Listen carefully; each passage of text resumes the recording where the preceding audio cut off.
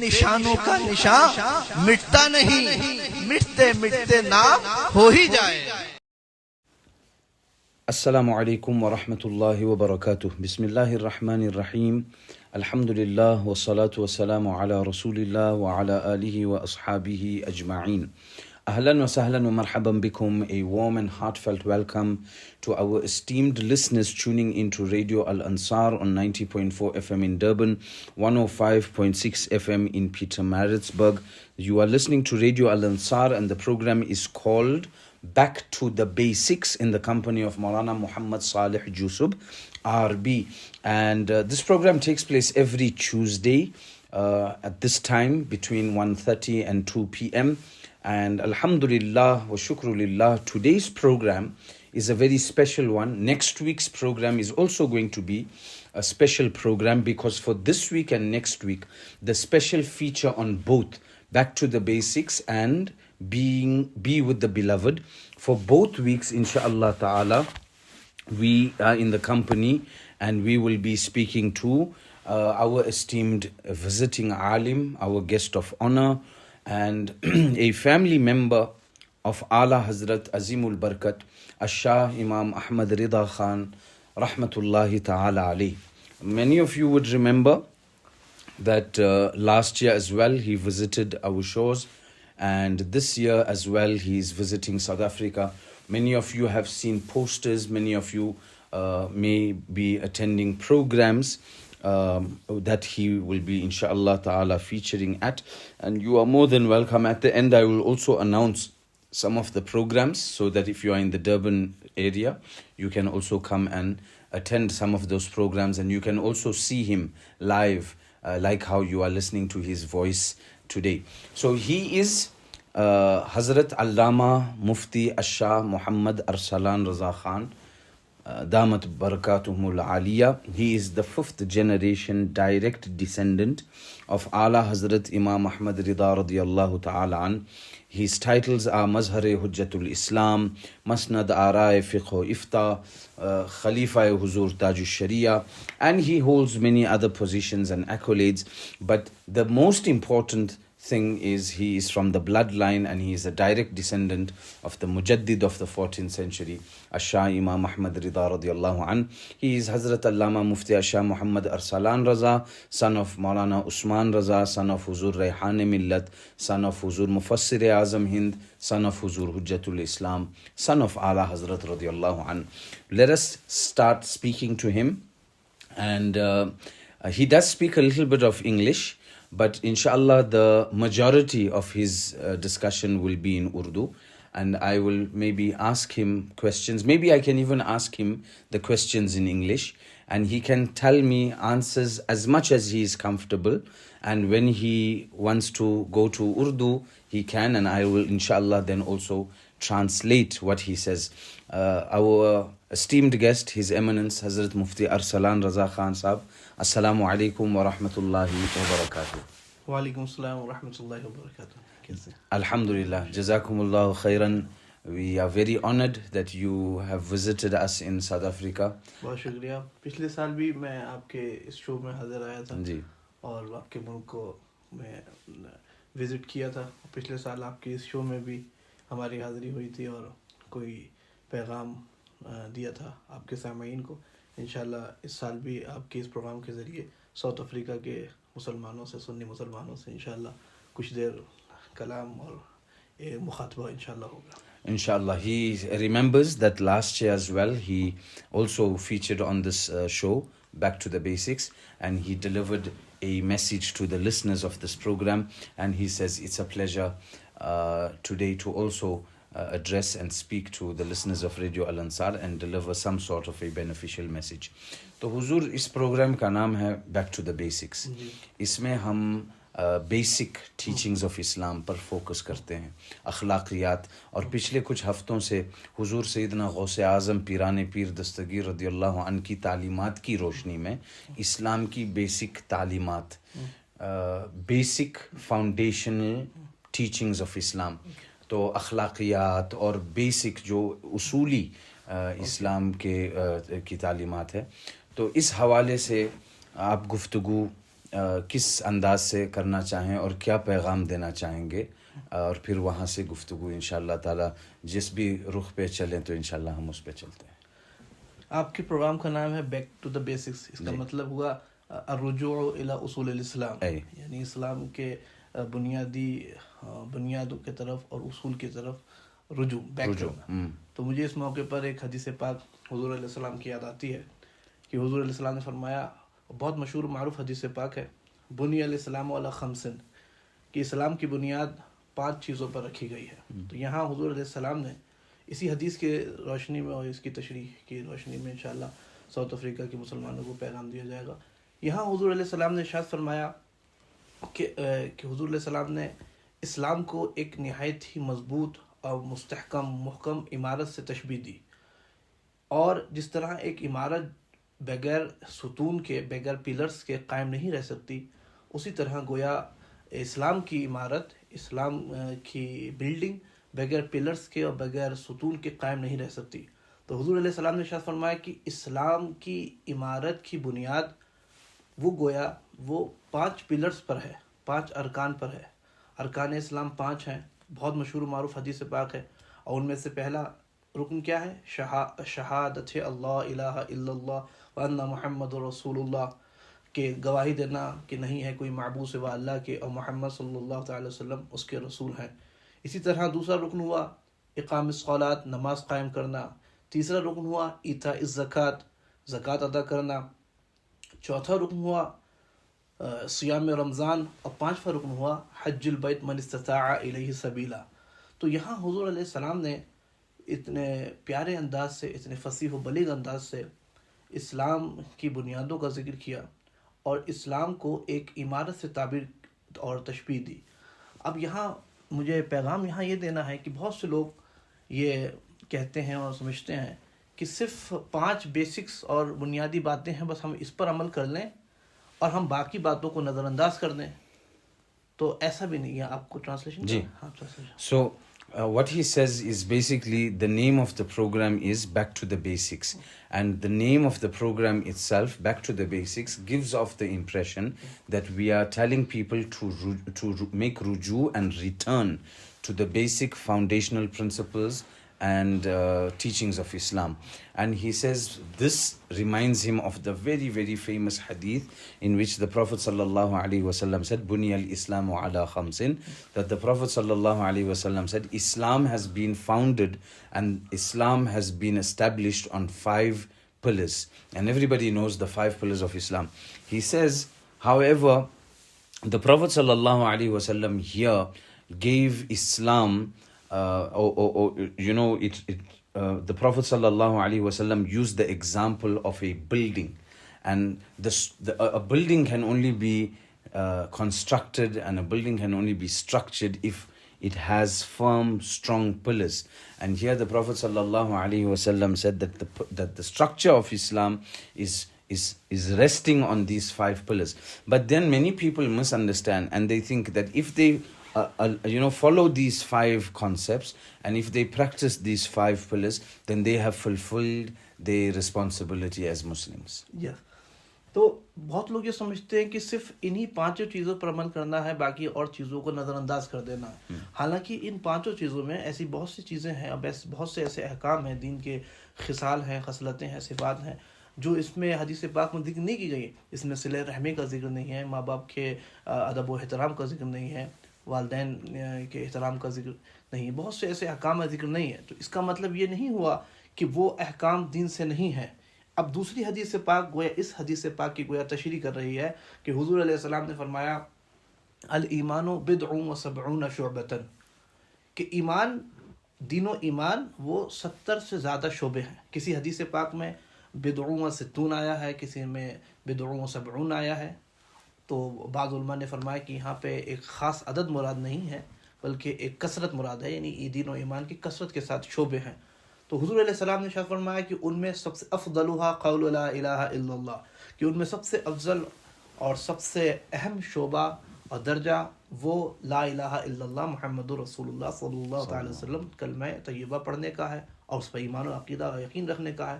وَأَدْنَاهَا إِمَاطَةُ الْأَذَىٰ عَنِ الطَّرِيقِ، اور سب سے ادنا شعبہ وہ راستے سے ایذا دینے والی شے کو ہٹا دینا ہے.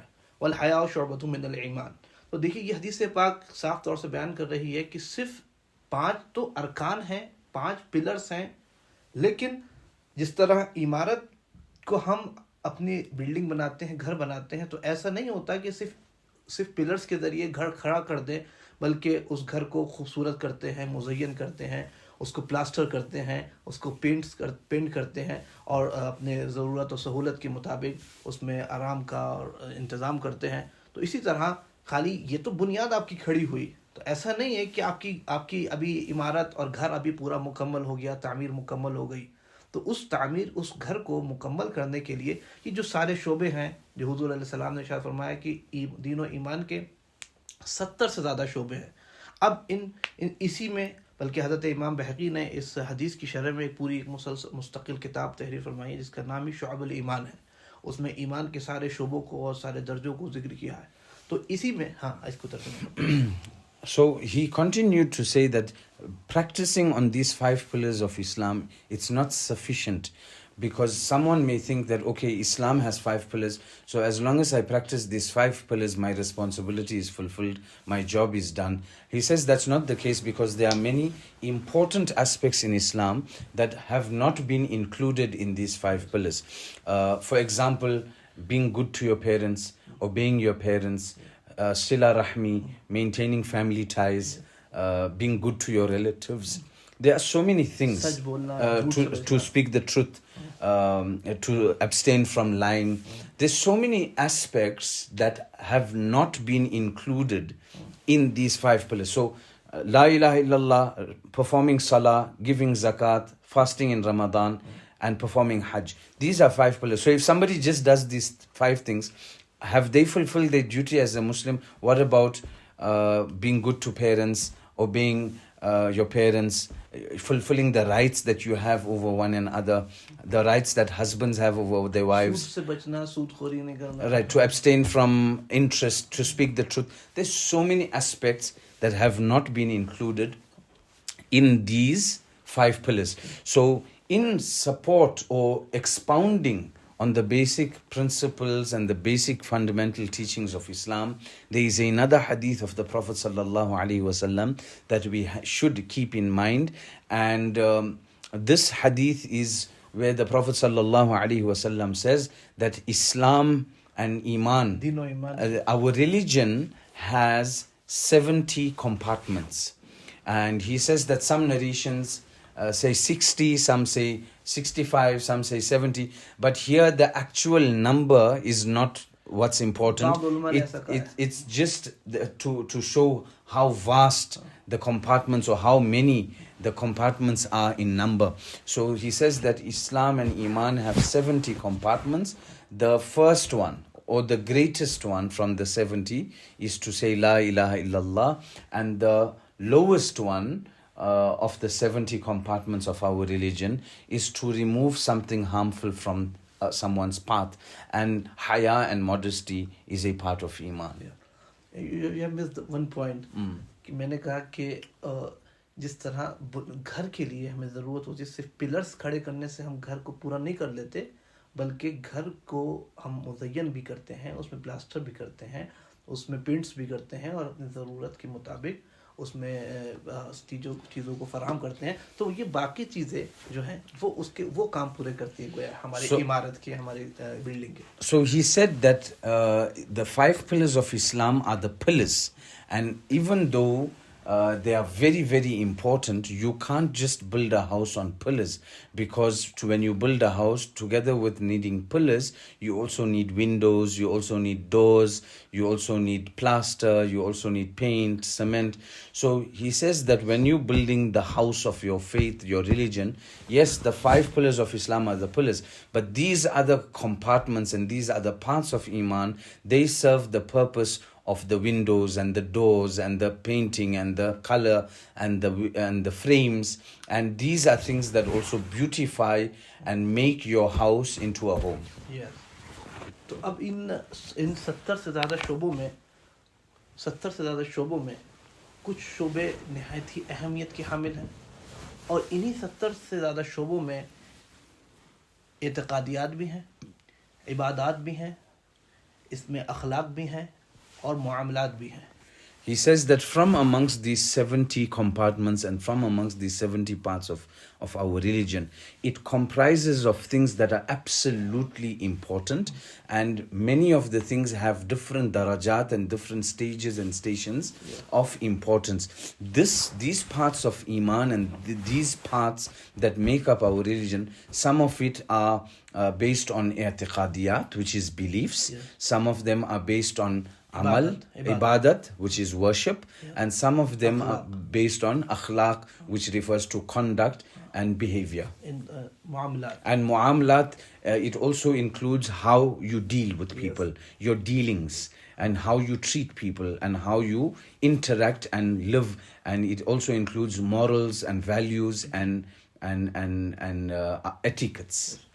اور ہر درجہ، ہر مرتبہ اپنی حیثیت کے مطابق، اپنے درجے کی اہمیت کے مطابق توجہ اور اہتمام چاہتا ہے. And every single thing based on its importance and based on its level of priority, one should concentrate, one should focus, and one should prioritize. ایسا نہیں ہو سکتا کہ ہم اعلیٰ درجے کے شعبے کو ادنا اہتمام دیں اور ادنا درجے کے شعبوں کو اعلیٰ اہتمام دیں. We cannot do where something is absolutely very important in deen and we take that and we make it like it's not so important, and then you take something that's not so important and you make it the most important thing of your religion. انہی شعبوں میں اللہ پر ایمان لانے کا شعبہ ہے، اس کے رسولوں پر ایمان لانے کا شعبہ ہے، کتابوں پر ایمان لانے کا شعبہ ہے، اور اللہ اور رسول سے محبت کا ایک شعبہ و درجہ ہے، اور صحابہ کرام کے ادب، احترام، عظمت کا ایک شعبہ ہے، اہل بیت کرام، اہل بیت اطہار کی عظمت، ان کی محبت،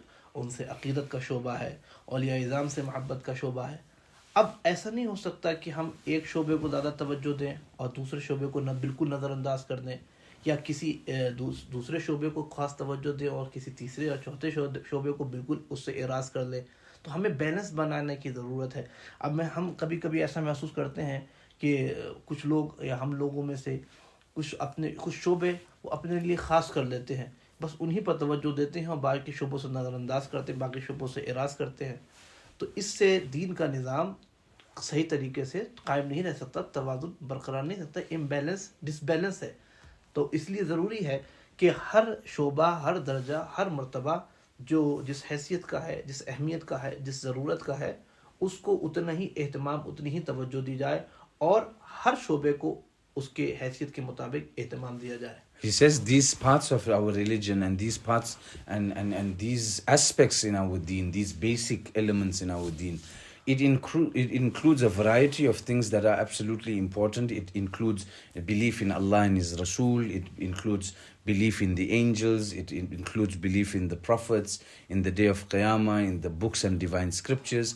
And it also includes our beliefs and revering and respecting the Sahaba, the Ahlul Bayt, the Awliya. So we cannot pick and choose. We cannot be selective in the things that we want to choose, the elements that suit us, that are convenient to us. We want to use them, we want to choose them, we want to be punctual, we want to be on par when it comes to those things. But when it comes to other things that don't suit our taste or that we find difficult for us to practice, then we want to ignore those things. We want to, just bypass those things. ہاں، اب ہمارے یہاں جتنے بھی گمراہ فرقے جو گمراہ ہوئے، وہ اسی وجہ سے گمراہ ہوئے اور ہوتے ہیں کہ وہ انہی شعبوں میں سے، انہی درجوں میں سے، انہی مرتبوں میں سے کچھ شعبوں کو اپنے لیے خاص کر لیتے ہیں اور باقی شعبوں سے نظر انداز کرتے ہیں. مثلا اب جیسے بعض لوگوں نے صحابہ کرام کے ادب، احترام کے اگر شعبے کو اپنے لیے خاص کر لیا اور اسی پر توجہ دیں، اور اہل بیت اعظام کی عظمت، ادب، احترام اس شعبے کو نظر انداز کر دیں، یا اس کے برعکس کریں کہ صرف اہل بیت اطہار اور آل عبا کی محبت، ان کی عقیدت، ان کے عشق، ان کی عظمت، اس شعبے کو سارے توجہ دیں، اور صحابہ کرام کے عظمت، ان کے ادب و احترام کے شعبے کو نظر انداز کریں. تو اس سے شیعت، رافضیت اور تفضیلیت کے عنصر پیدا ہوتے ہیں. تو ہمیں ہر چیز میں بیلنس قائم کرنے کی ضرورت ہے. صحابہ کرام کی بھی عظمت کی ضرورت ہے، اہل بیت اعظام کی بھی عظمت اور جو شعبہ جس درجے کا ہے اس کو اتنا اہتمام دینا ہے. اس کو کہتے ہیں ہمارے ایک قول کے ذریعے کہ گر فرق مراتب نخونی زندگی، اگر تم مراتب کا فرق نہیں کرو گے تو تم گویا زندیق ہو. تو ہمیں ہر مرتبے کو میں نے عرض کیا کہ اتنا ہی اہتمام دینا ہے جتنی اس کی اہمیت ہے. He says the actual thing is to maintain a balance, and you cannot select and you cannot choose and pick and choose what you want to highlight, or you want to choose something for yourself. And many people choose a certain part or a certain aspect of the religion, and they make that their identity, they make that theirs. Like some people, they choose only to prioritize love and reverence for the Ahlul Bayt, and respecting the Ahlul Bayt and everything being about the Ahlul Bayt. But those are the people who cannot maintain reverence and respect for Sahaba. They insult and they blasphemize the companions of the Prophet ﷺ.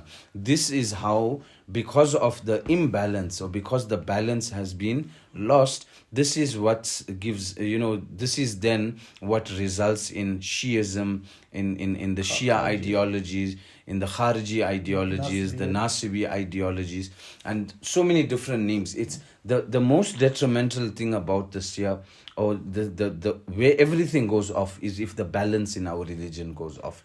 Moderation is not maintained. اب یہاں سرکار اعلیٰ حضرت جو 14ویں صدی کے مجدد ہیں، یہاں ان کی خدمات بہت روز روشن کی طرح آیا نظر آتی ہیں کہ اعلیٰ حضرت کا جو شخصیت جو تھی اور ان کی جو تعلیمات ہیں وہ اسی اعتدال پر قائم ہیں. اعلیٰ حضرت نے کہیں بھی اور کسی بھی موقع پر افراط اور تفریط کا شکار نہیں ہونے دیا، اور ہر جگہ ایک توازن اور اعتدال قائم رکھا. اعلیٰ حضرت نے توحید کا بھی درس دیا، سب سے اہمیت جس کو ہے، تو اسی طرح عشق رسالت کا درس دیا جو سب سے اہم چیز ہے، اور اس کے بعد صحابہ کرام کی محبت کا بھی درس دیا، اہل بیت اعظام کی محبت کا بھی درس دیا، خلفائے راشدین کی محبت، ادب احترام کا بھی درس دیا، اولیاء اعظام کی محبت، اور جس کا جو درجہ، جو مقام، اور جو اس کے جو اہتمام دینے کی جو ضرورت تھی. اعلیٰ حضرت کا کمال یہ تھا، اور اعلیٰ حضرت کی تعلیمات کا جو خلاصہ ہے وہ اعتدال ہے، کہ اعلیٰ حضرت نے کسی بھی میدان میں اور کسی بھی موقف میں افراط اور تفریط کا شکار اہل سنت و جماعت کو نہیں ہونے دیا. He says very beautifully that Ala Hazrat radiallahu anh, and before he says that, he made a point. He says in the previous point that every aspect must be prioritized according to its level and according to its rank. And if you cannot maintain the rank of things, then this results in a person becoming a zindiq, a person becoming, someone who has lost the plot, basically. And then he says, it said, gar farke maratib nakuni zindiqi. If you are unable to differentiate between the ranks and the status of things, the status quo and the sequence of priority, if you cannot make those distinctions, then this will result in a person losing the plot. Because if something, for example, is sunnah, it must be maintained as a sunnah. If something is mustahab, it must be mustahab. If something is wajib, it must be wajib. If something is fard, it must be fard. If something is fard ayn, it must be fard ayn. If something is fard kifaya, it must be fard kifaya. Makruh tanzihi, makruh tahrimi. And then also, when saying that you must maintain this balance of recognizing things based on the status quo, he says, Ala Hazrat Imam Ahmad Rida radiyallahu ta'ala has given us the same dars. He has given us the same lesson. This is his legacy. This is his maslak. This is his path, maintaining the balance. Maintaining the balance between all the elements of our religion. The Prophet sallallahu alaihi wasallam established this. He made this deen the deen of moderation. And Ala Hazrat radiallahu an, as the mujaddid of this century, the 14th century rather, he maintained this balance, this moderation. He didn't promote or propagate extremism. He didn't propagate ifrat or tafrit. He didn't want people to be extremists on either side, extremist and too laxy-daisy or lazy. So Ala Hazrat radiallahu anh, if you see his teachings, you will find that Ala Hazrat gave the teaching of Tawheed and Risalat. Ala Hazrat radiallahu an propagated akhlaq. Ala Hazrat propagated love for the Sahaba. Ala Hazrat propagated love for the Ahlul Bayt. Ala Hazrat propagated love for the Khulafai Rashidin, for the awliya, for Huzur-e Ghaus-e Pak, for all the awliya.